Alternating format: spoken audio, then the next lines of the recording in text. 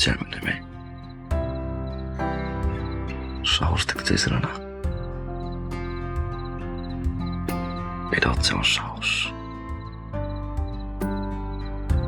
তোমার বাড়িতে,